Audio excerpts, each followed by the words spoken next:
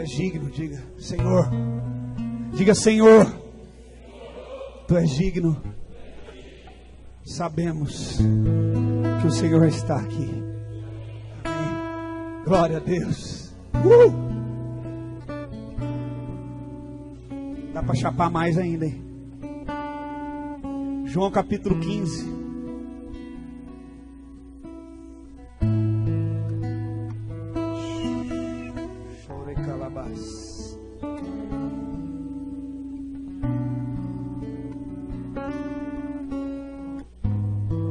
Estava orando, o Espírito estava falando comigo sobre algumas coisas que necessito falar com os irmãos nesta noite. Aumenta um pouquinho, só retorno para mim, por favor. Obrigado. João 15.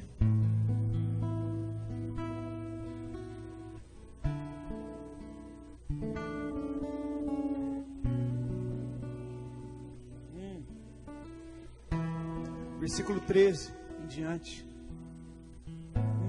Aleluia. Quem aqui já foi pego nessa noite? Se você não foi, você ainda vai ser pego, em nome de Jesus. Aleluia.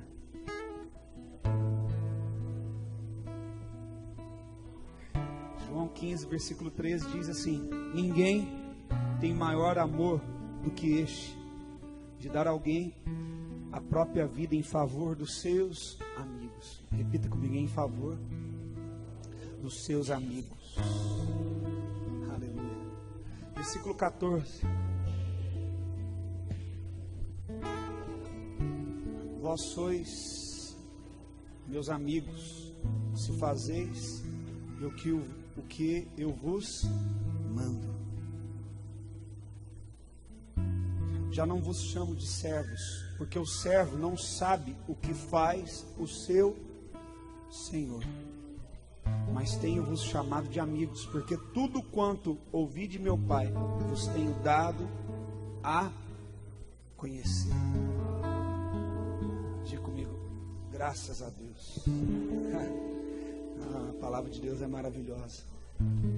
Eu estava vindo para cá, o Espírito Santo estava falando comigo.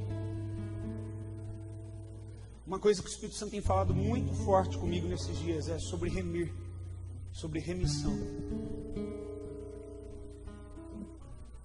Remissão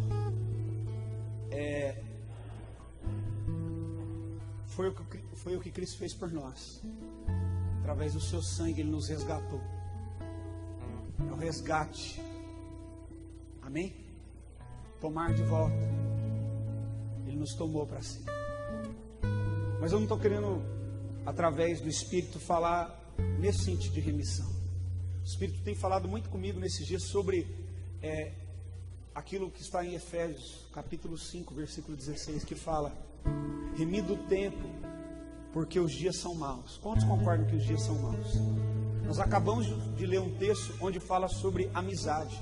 Jesus fala que não há prova de amor maior do que um amigo dar a sua vida por aqueles amigos que Ele ama. Jesus vira para os seus discípulos e fala: não vos chamo mais de servos, mas vos chamo de amigos. E talvez você ouça essa palavra amigo seja uma palavra meio pejorativa, pesada para você, porque você inconscientemente já lembra de traições, de pessoas que você confiou. O Espírito Santo tem falado muito isso comigo sobre o Senhor nos levantar-nos como embaixadores do reino para remir, para resgatar a verdade do reino. Existem muitas mensagens, muitas pessoas pregando, pregadores. Deus não está levantando pregadores nesse tempo, Ele quer levantar proclamadores. Amém? Proclamadores. E quando o Senhor levanta proclamadores, você está compreendendo o que eu estou falando? Há uma diferença entre um pregador e um proclamador. Porque o pregador, ele pode tirar de você pelo entusiasmo, pela oratória, amém, glórias a Deus. Só que o proclamador é aquele que vive aquilo que ele está ministrando. E quando ele chega naquele local, ele abre a sua boca para proclamar aquilo que ele está proclamando. está sendo ativada exatamente naquele momento no mundo espiritual sobre as pessoas que estão ouvindo. E isso vai fazer diferença na sua cidade, na sua casa. E para nós sermos proclamadores, nós temos que remir. O que é remir? Resgatar aquilo que foi perdido, valores perdidos. Hoje em dia, muitas pessoas acham que não é necessário mais congregar. Outras que não acham mais necessário ofertar, dizimar. Outras que talvez agora acham que tem que reunir em casa. Outras acham que tem que reunir daquele outro jeito. Só que a palavra de Deus, ela não mudou. Quantos podem dizer amém por isso? Ainda bem que ela não mudou e não vai mudar. Porque Ele não pode negar a si mesmo. Mas o próprio Jesus alertou que haveriam coisas ruins nos últimos tempos. Catástrofes naturais. O ser humano se tornaria uma pessoa mais difícil. Só que Ele nos assinalou exatamente quando seria o tempo, o momento a qual Ele voltaria. Ele fala assim, como se estivesse apontando, Ele fala, quando este Evangelho do Reino for pregado aos 4 cantos da terra. Quando Ele está falando apontando, Ele está apontando para o Evangelho que Ele deixou como base, como exemplo. E nós vemos muitos evangelhos sendo pregados que não são o Evangelho do Reino. Quem está me entendendo? Mas o Senhor, novamente repito, quer levantar você como proclamador do Evangelho do Reino de Deus.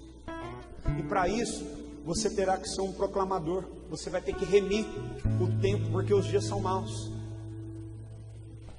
Nós estamos muito mais, querido, sendo levantados nesses dias por Deus para derrubar paredes do que para levantar paredes. Nós temos que chegar e derrubar aquilo que foi estabelecido de forma errada, aquilo que foi falado vindo do homem e não da vontade de Deus, do reino de Deus, para então estabelecermos aquilo que vem de Deus. Foi o que Jesus fez. Jesus chegou num ambiente onde a religiosidade atingiu um nível tão alto ali em Israel, e que Ele teve que remir. Ele veio para remir a mentalidade do povo sobre adoração. O próprio Jesus disse que o Pai procura verdadeiros adoradores que adorarão o Pai em espírito e em verdade. Ele não estava mais preocupado com pessoas que iam levar animais para serem sacrificados. O Senhor veio remir. Veja que o Senhor Jesus disse, eu não chamo vocês mais de servos, de trabalhadores, mas chamo de amigos. Porque o servo não conhece as vontades, os interesses do seu Senhor, mas o amigo conhece. E eu os tenho feito conhecer toda a vontade do meu Pai. Nós temos que estar atentos a caminhar numa congregação e com irmãos que não querem fazer de nós dependentes de homens, mas totalmente dependentes do Senhor. Jesus ele veio remir isso, remir a mentalidade de Israel em relação à adoração, em relação à oferta, em relação à salvação. Quantos estão entendendo o significado de remissão que eu estou falando aqui?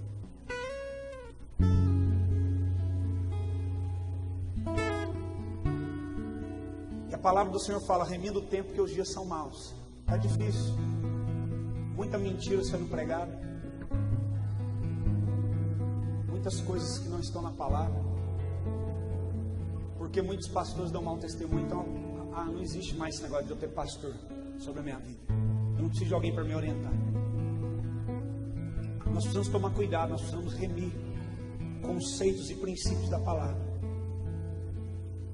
É um tempo de remissão. Jesus ele veio e a palavra fala que ele aplanou os caminhos.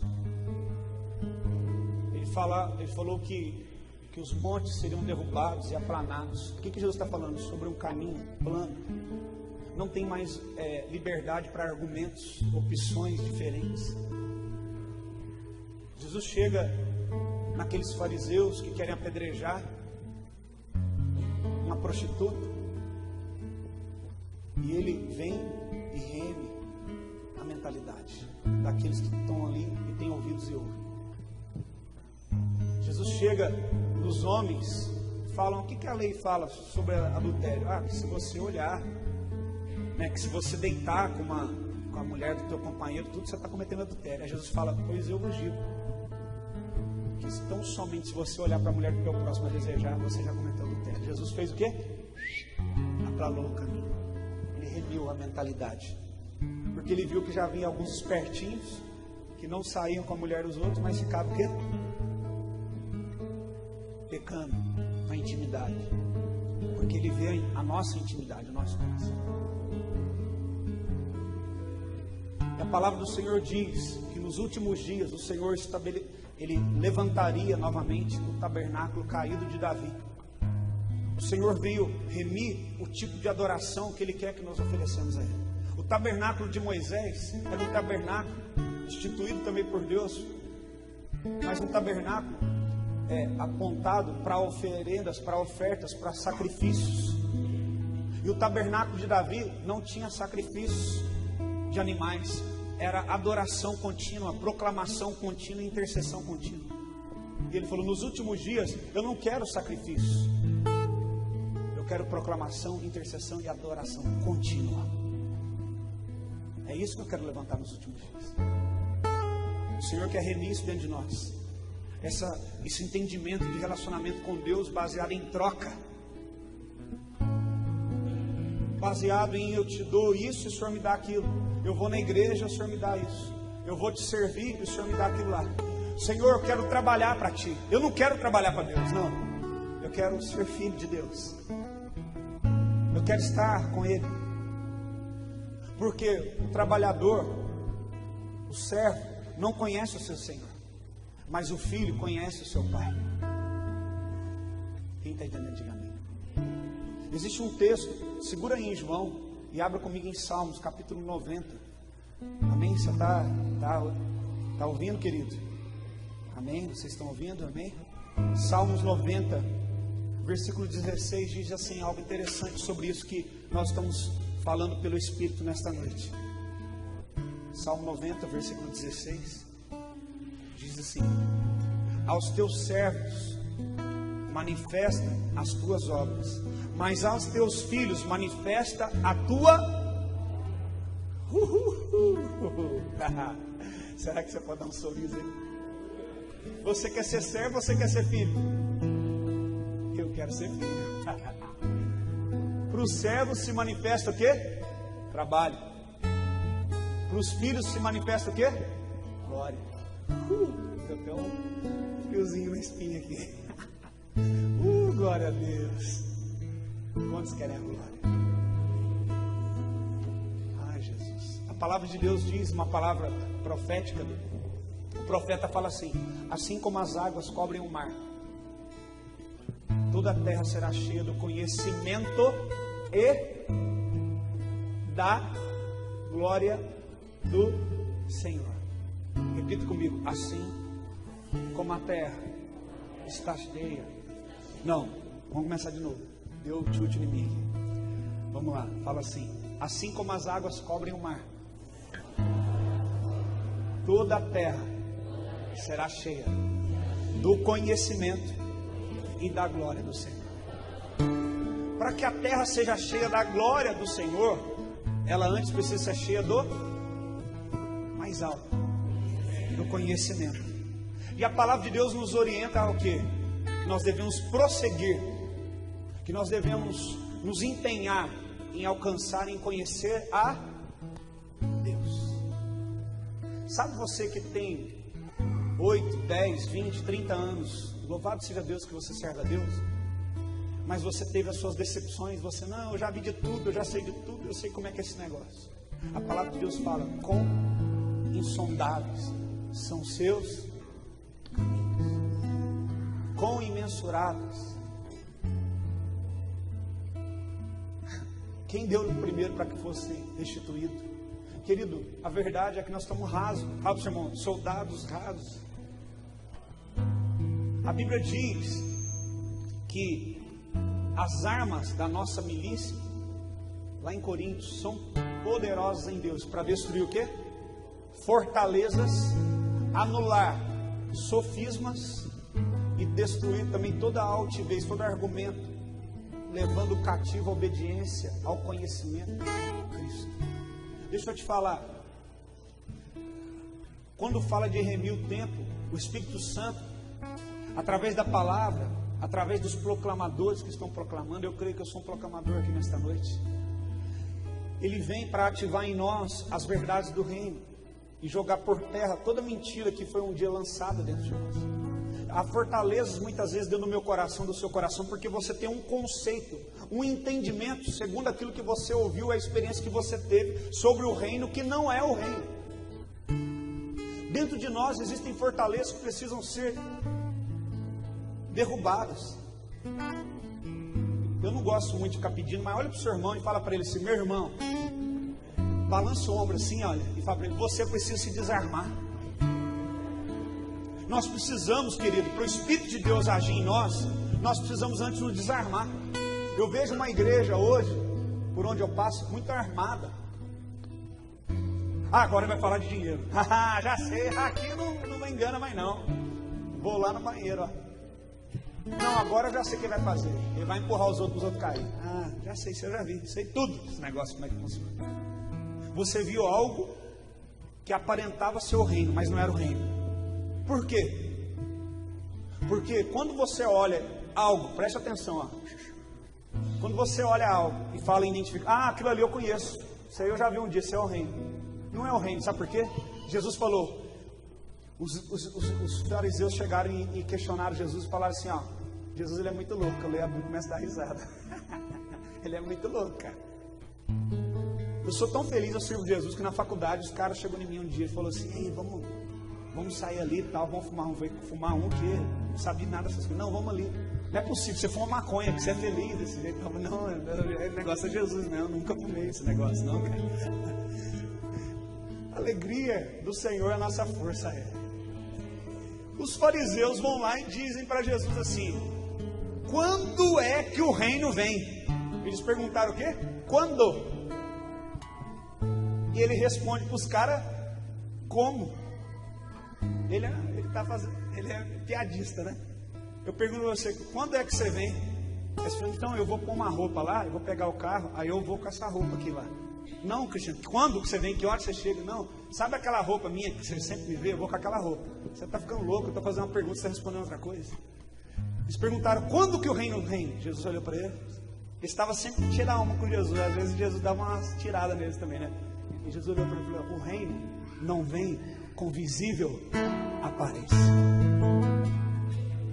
Tudo a qual você já olhou com estereótipo e apresentar para você, falou: isso aqui é o reino. Não é, porque Jesus mesmo falou: quando disseram para você, olha aqui, o reino está lá, o reino está aqui, não vão. Aí Jesus virou e falou para os discípulos, os fariseus nem bateu papo, mas virou e falou: agora ele se dirigiu aos discípulos, vê lá João 15, e ele fala: quando disserem vai para lá, vai para o outro lado, não vão, porque o reino de Deus está dentro de vocês. Sabe o que é o problema? Nós procuramos fora aquilo que está dentro. A unção é de Deus? Sim. Mas vou te explicar a diferença. Se você não prestar atenção, você vai perder o fio. Vai perder o trem. Eu vou te explicar a diferença entre unção e glória. A unção é uma capacitação sobrenatural que Deus dá ao homem. E Deus age por intermédio do homem. Deus pode me usar para orar por alguém aqui ser curado? Sim. É bíblico? Sim. Deus pode me usar para orar por alguém que precisa ser restaurado e colocar nas minhas mãos essa pessoa ser restaurada, ou o pastor, ou os outros pastores aqui. Sim, é bíblico. Porém, o desejo de Deus é que nós não fiquemos em todo o tempo dependentes da unção de um indivíduo, da ação de Deus por intermédio do indivíduo. O desejo de Deus é se manifestar de glória em glória, porque a Bíblia fala que nós somos transformados de quê? Te peguei. Eu vou lá na igreja tal porque aquele irmão vai orar para mim, aí a unção que está nele vai vir em mim. Eu vou ser transformado. Não, você é transformado de quê? O que é a glória? A glória é quando a Shekinah dele se manifesta e nem eu nem ninguém consegue fazer nada, porque ele próprio se move no nosso meio sem intervenção de homem algum. Mas para isso acontecer, para toda a terra ser cheia da glória de Deus, a terra precisa antes ter o quê? O quê? O conhecimento de quem Deus é. Então eu te pergunto, baseado nisso aqui que nós estamos falando, diante de tudo que tem acontecido na igreja, a maioria das pessoas tem trabalhado para Deus como servos ou tem sido amigos? Responde para mim vocês, na opinião de vocês. Se nós não temos visto a glória do Senhor se manifestar, então nós não temos talvez conhecido realmente quem o Senhor é, mas conhecido baseado em experiência de um ou de outro, dependendo de unção. Agora eu vou lá, que aquela unção lá vai mudar a minha vida. Veja bem, eu acabei de dizer, a unção é bíblica, amém? Mas é uma dispensação, na qual o Senhor não deseja que nós ficamos sempre, não. O Senhor quer nos levar a caminhar de glória em glória. O Senhor quer que nós sejamos filhos, porque só os filhos podem manifestar a pessoa do Pai. A Bíblia diz o quê? A terra espera ansiosamente pelos trabalhadores. A terra espera ansiosamente pelos servos fiéis que vão fazer algo. Não. Fala que a natureza, a criação, aguarda ansiosamente pela manifestação dos filhos de Deus. Veja só que Jesus conta uma parábola de dois filhos, um mais velho e um mais novo. O mais novo, descabeçado, pede a sua herança e vai e gasta de forma absoluta. O mais velho, que tem direito a 50% da herança, né? Quando era mais filhos, no caso era dois, mas ele fica com a maior parte da herança. Vamos lá. Ele pega e fica triste quando o seu irmão volta. E fala: pai, o senhor está dando uma festa, está dando sandália, está dando tudo isso para ele. Eu sou como seu servo. Tenho trabalhado, sido fiel a você, você não me deu nada, nem um cabrito. Aí o pai falou: não, você não está entendendo, você não é servo, cara, você é filho. O que você quiser, você poderia tomar, porque tudo que está aqui é seu. Você está entendendo? Esse filho, ele exatamente cumpriu na vida dele o que está aqui em Salmo 90:16. Ele entendia que ele era um servo do seu pai, fiel, e que por isso ele também deveria receber em troca a sua recompensa por ser fiel.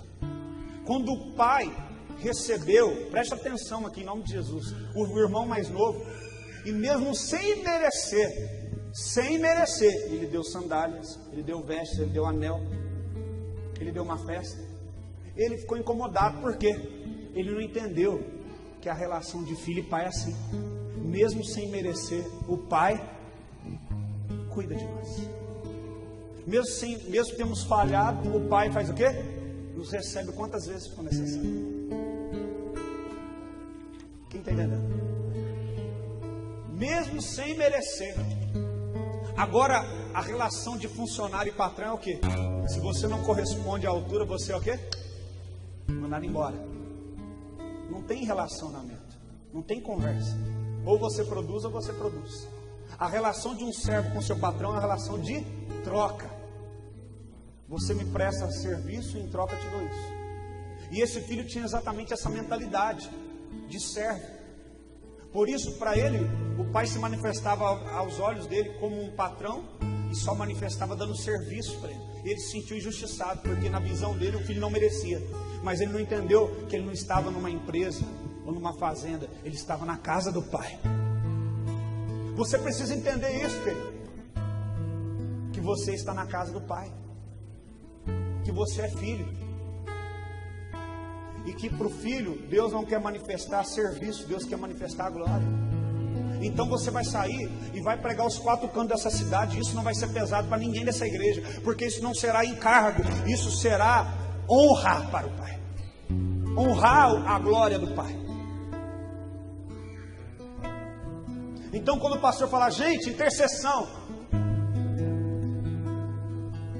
você não vai ter isso como encargo, mas você vai ter isso como uma resposta à glória manifesta do Pai sobre a tua vida. Quem está entendendo?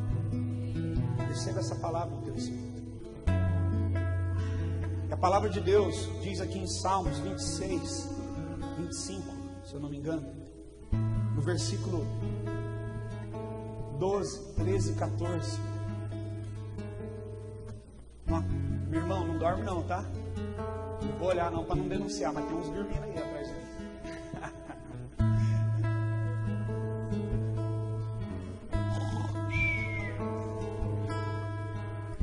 Salmo 25, 12.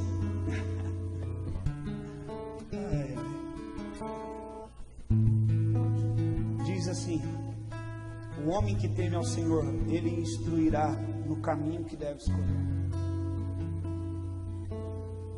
Nós temos feito campanhas, jejum, oração, para Deus abençoar o nosso caminho. Esses dias um irmão lá da igreja, a gente fez uma campanha de 3 dias lá, né? Tomara que ele não esteja assistindo.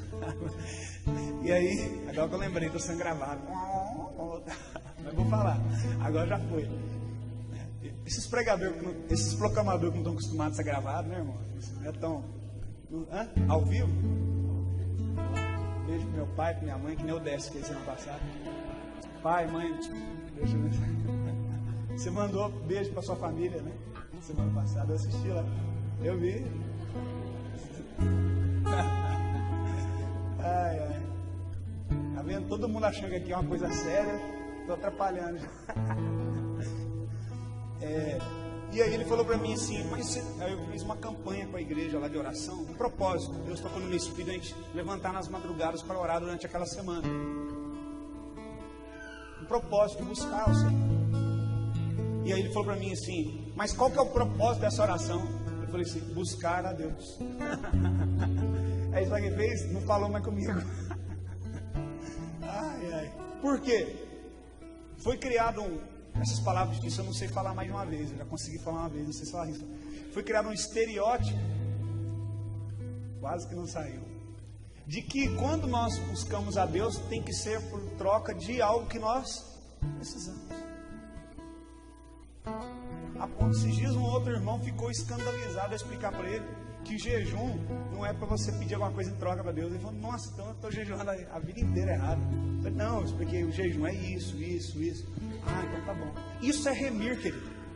Veja só, a Bíblia fala que nós não devemos ficar em rodas que escarnece. O que é escarnecer? Não é o cara lá bebendo só, não, prostituindo. São pessoas que se dizem conhecedores da palavra, que se reúnem para ficar debatendo palavra. Ah, lá o pastor falou aquilo, lá falou. Eu não aguento mais esse povo. Eu não aguento mais isso. Aqui eu estou longe de casa, eu posso falar então. Eu não estou suportando mais esse negócio. Hoje o que foi seu almoço? Pastor milanesa? Não, porque o pastor falou aquilo lá, eu conheço a palavra. Então deixa eu explicar para vocês, irmão, o que ele estava falando lá. Que ele não sabe de nada. Para com isso. Para de confundir as cabeças das pessoas. Em nome de Jesus. Amém? Falei alguma coisa de errado? A irmã apertou um botão lá, achou que abriu um buraco. Quem está entendendo? Deus te levantou para remir. Quando aquele irmão vir falar essas coisas, você fala, irmão, com muito amor, deixa eu te ensinar. O que é a palavra? Você teve esse entendimento. Lá de onde você veio, né? Fizeram isso com você, mas vamos explicar para você o que a palavra fala. Deixa eu te falar, irmãos. Tem gente que fala para mim que a palavra ela tem muito, cada um tem a sua interpretação. Isso não existe. Existe porque realmente muita gente lê sem o Espírito de Deus e tem várias interpretações. Mas a Bíblia, a palavra de Deus, ela não pode ser interpretada, ela tem que ser revelada. Ela é revelada. Jesus pregou em parábolas. Por quê que ele pregou em parábolas? Para aqueles que não tinham Espírito, não entendiam. Ah, esse cara está com nada, está com demônio. Ah, esse cara fica bebendo com os caras aí, vamos pôr na cruz. Jesus, ele viveu isso. Porque quiseram interpretar. Essa geração me pede um sinal, mas nenhum sinal vai ser dado mais.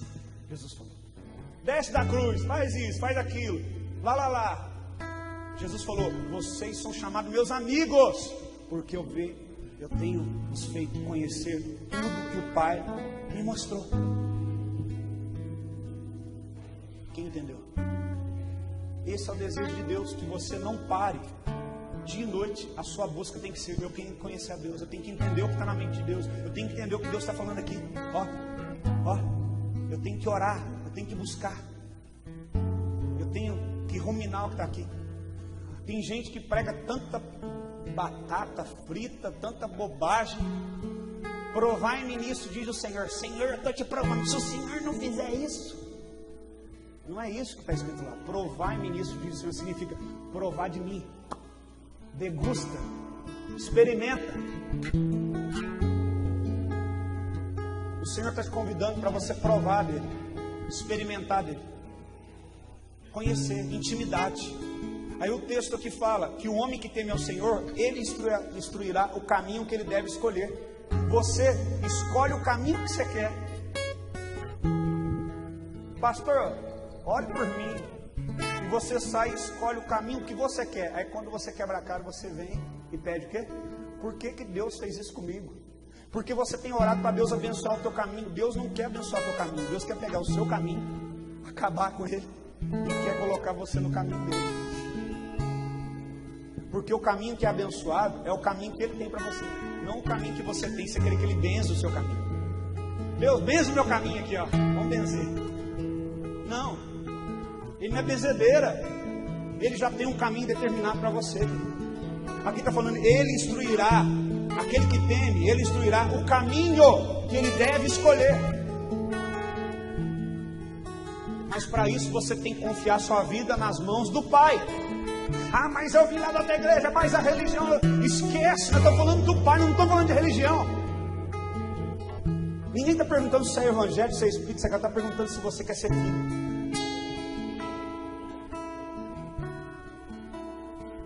E aqui diz, versículo de número 13: na prosperidade repousará a sua alma, e a sua descendência herdará a terra. Agora a parte que eu gosto mais: a intimidade do Senhor para que os temem, aos quais ele dará a conhecer os seus segredos. Fala comigo assim: a qual ele fará conhecer os seus segredos. Há delícias perpétuas, segredos, riquezas. Talvez você ache a Bíblia sem graça. Talvez você ache buscar a Deus sem graça. Mas para aquele que decide ser íntimo, ter amizade com Deus, ele tem segredo para revelar. Sabe por que tem gente que abre a boca para proclamar e você fala: da onde que esse cara tirou isso? Porque esse cara, essa mulher, tem amizade com Deus. Eles entenderam o que é ser filho. E Deus tem manifestado a glória. Você quer ser um homem e uma mulher cheio da glória de Deus? Haja como filho. Para de ficar mendigando. Pare de fazer lista e ficar orando para Deus: o Senhor me dá isso, o Senhor faz aquilo, o Senhor faz aquilo. E comece a manifestar como filho. Quando alguém que saiu, entrou 1 milhão de vezes por essa porta, voltou para o pecado e entrou aqui, pare de apontar o dedo e acusar. Vai lá e abraça e receba. Pastor, mas está chegando agora de novo. O senhor está pondo sandália, está fazendo isso? Se você falar isso, você está entendendo tudo errado. Você acha que você é um servo trabalhando para ele e para ela como seu patrão. Mas se você é filho, fala: meu irmão, vem cá, vamos te abraçar, vem cá, meu irmão, vem de volta para a casa do Pai. Você vai ter alegria. É isso que a igreja precisa entender. A intimidade do Senhor é para aqueles que o temem, aos quais ele dará a conhecer a sua aliança, os seus segredos. Deus, ele quer ter intimidade com você. Diga comigo: Deus quer intimidade comigo. Lá em Mateus 6 diz: entra no teu quarto em secreto, fecha a porta, busca o teu Pai em secreto, e aquele que vê em secreto, aquele que vê em secreto. Você pode ser uma belezinha aqui na igreja, para a direita, para a esquerda, a minha frente, chega em casa, para a direita na mulher, para a esquerda no filho, chuta o cachorro à frente e ainda dá uma rasteira no gatinho atrás. Deus quer ser o Deus da sua intimidade. Ele Ele quer entrar lá na tua fortaleza lá e falar: vamos derrubar essa fortaleza e eu vou ser a tua fortaleza. Eu vou ser a sua segurança. Quantas vezes, Israel, eu quis te juntar como a galinha junta os seus pintinhos, mas você não quis o meu cuidado. Você quis ser minha serva e não minha filha. Ó Israel, eu quero ser filho dele, cuidado, amparado debaixo das asas. Em teus braços eu descanso. Sabe por que está faltando descanso para muita gente? Porque não tem se lançado nos braços do Pai. Sabe por que você tem trabalhado muito e não tem tido tempo para ter intimidade com Deus? Porque você está fora da direção de Deus. Porque Gideão tinha 300 homens e venceu mais de 300 mil soldados. Foi um homem para cada 1000 soldados. O reino de Deus é sempre assim desproporcional. Uma grande vitória, porque ele não precisa da tua força. Ele só precisa da sua entrega. Ele só precisa da sua rendição. Ele só precisa que você se entregue para mim e fale: eu sou filho, estou aqui.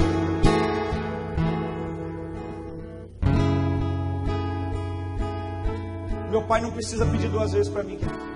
Meu pai tem tudo o que ele quer de mim, porque ele é meu pai. Eu conheço ele. Eu sei o que ele já fez por mim. Eu lembro que uma das primeiras coisas que me marcou em relação à paternidade foi quando eu tinha 4, 5 anos. Meu pai comprou a minha primeira bicicleta. E eu ficava andando só de rodinha. Vocês percebem que eu sou desengonçado, né? Às vezes quando não tem ninguém lá em casa, só eu, a Dani, as crianças, tá tocando a musiquinha, eu começo lá. Aí todo mundo ri de mim: nossa pai, isso é muito ruim. Mas ninguém tá vendo. Isso é coisa de intimidade. Isso é muito desengonçado. Aí a Daniela vai: eu falei, nossa, você dança bem. E aí eu desengonçado na bicicletinha. Aí meu pai um dia falou: hoje nós vamos tirar a rodinha. Meu irmão, foi naquela época, para mim, foi a maior prova da minha vida. O dia de tirar as rodinhas. Eu lembro que era aquela bicicleta na época a gente falava seleta, viu? Hoje é banco, né? Seleta alta assim. Imagina naquela bicicletinha. Meu pai tirou as rodinhas, segurou o banco atrás, falou: vamos. Eu falei: não vou nada. Eu fui dar uma pedalada, a bicicleta já fez assim de lá, eu falei: vou cair. Meu pai parou assim, segurou a seleta, ele sempre foi forte, olhou em mim e falou assim: olha para mim. Porque jeito de macho, de homem, sabe? Olha para mim. Eu olhei e falou: eu sou seu pai, eu não vou deixar você cair. E aí ele foi segurando. Eu fui. Falei: pai, eu tô indo, pai. Pai, eu tô conseguindo. Mas eu olhei, ele estava lá atrás. Meu irmão, o pai está segurando no banquinho da sua bicicletinha. Chegou o tempo de parar de andar de rodinha. Chegou o tempo da manifestação da glória dele nesse lugar, nessa cidade. Chegou o tempo de você esperar de homens e depender dele. O apóstolo Luiz Hermínio diz, né, algo interessante que vocês já viram também: aonde o regulamento é forte, é pesado, é porque o relacionamento é fraco. Se você tem que ficar com seu filho: não, você não pode fazer isso, você não pode pôr o pé aqui. Aí você vira das costas e faz assim. Aí você olha ele: não põe o pé ali, tá? Fala: eu sou seu pai, rapaz. Porque não tem intimidade. Então o regulamento tem que ser forte, pesado.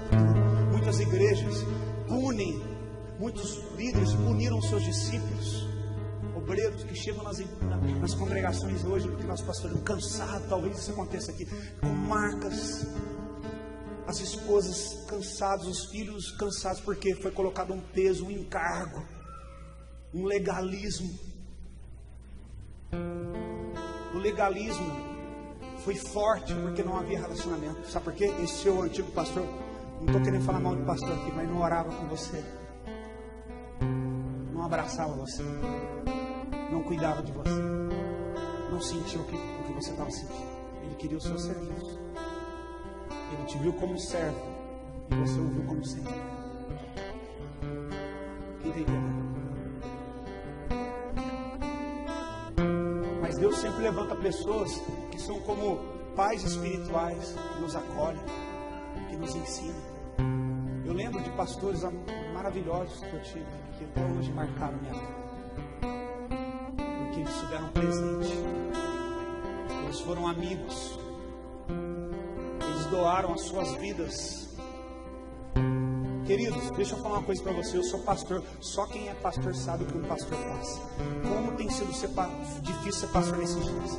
Porque pastor é ladrão, pastor é vagabundo, pastor não gosta de homossexual, pastor não quer saber de trabalhar, pastor não, é desnecessário hoje, porque eu não preciso de pastor, porque eu não preciso de cobertura, porque eu não preciso me dar satisfação. É difícil. É difícil. Só um pastor sabe o que um pastor passa.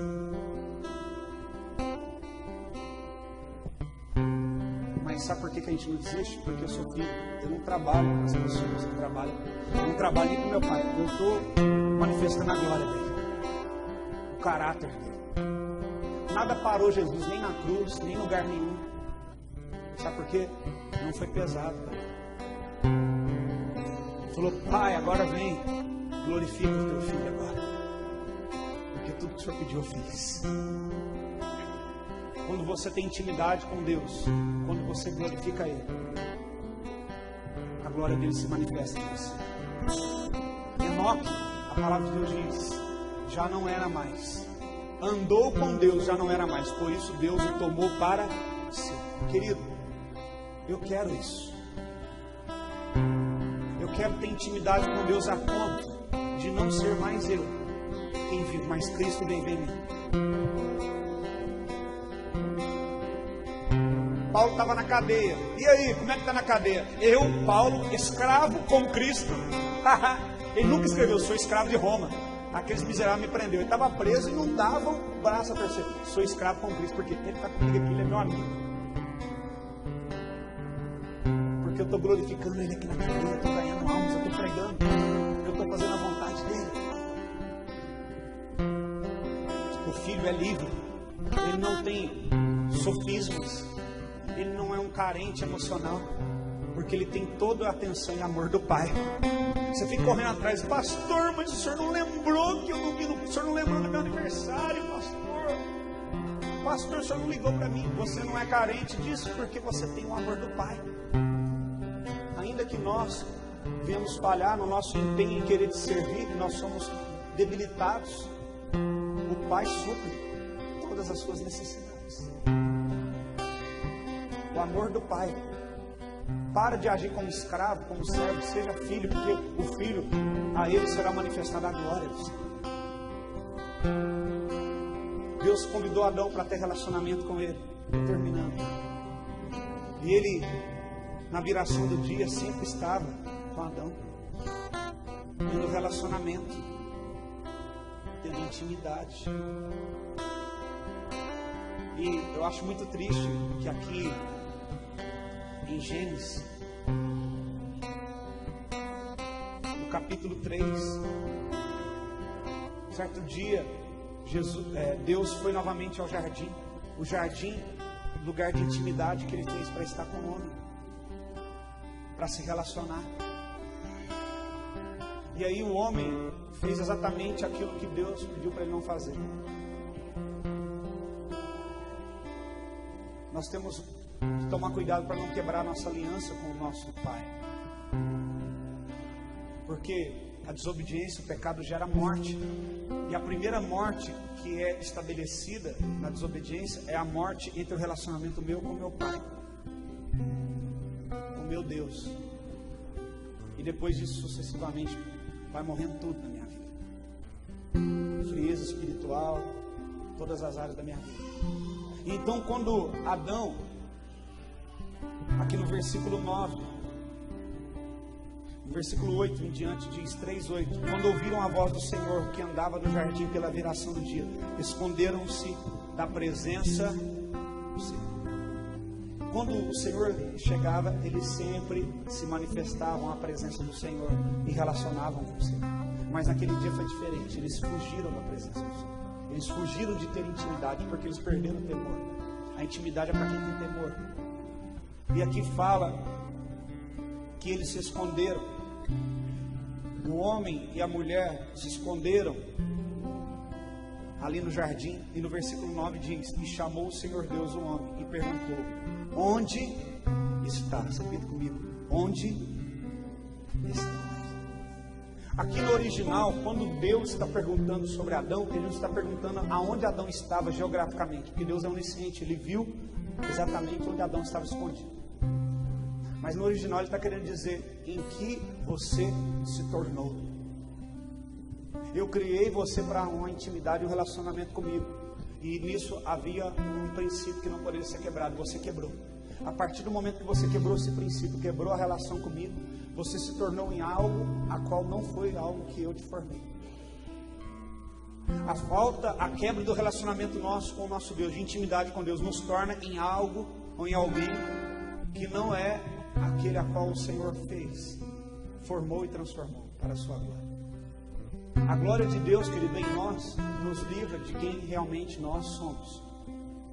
O Senhor estava falando comigo, eu orando, Ele falando: Diego, quanto mais você na intimidade comigo, você vai deixando de ser o Diego, vai ficando na cruz, e você vai se transformando a minha imagem, a minha semelhança.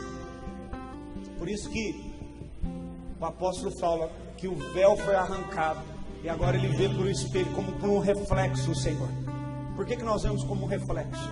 Porque quando nós temos a intimidade com o Senhor, a glória do Senhor nos transforma, a ponto das pessoas olharem em nós e não verem mais aquele homem, aquela mulher, mas ver o Senhor em nós. Quem compreende isso?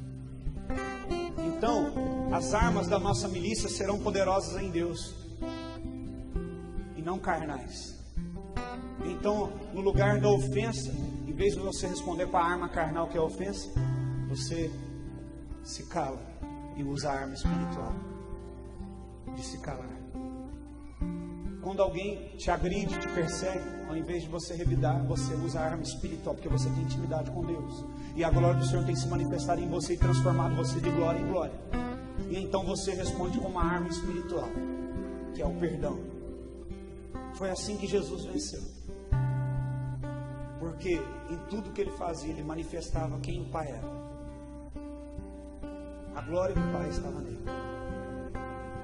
Ele não o via como um servo que estava cumprindo uma missão. Ele via como um filho que veio para glorificar o Pai em tudo quanto fazia. Então não é um peso, não é pôr a mão na sua cabeça e gritar, não é ter um esforço descomunal para que você seja uma pessoa diferente. Mas o Espírito Santo que habita em você, Ele vai trabalhando em você, transformando você, moldando em você o perfeito caráter de Deus, levando cativo todo o argumento, todo o pensamento obediente à mente de Cristo. Por isso a palavra de Deus diz: nós, porém, temos a mente de Cristo. Aleluia. Não vos chamo de servos, mas de amigos, porque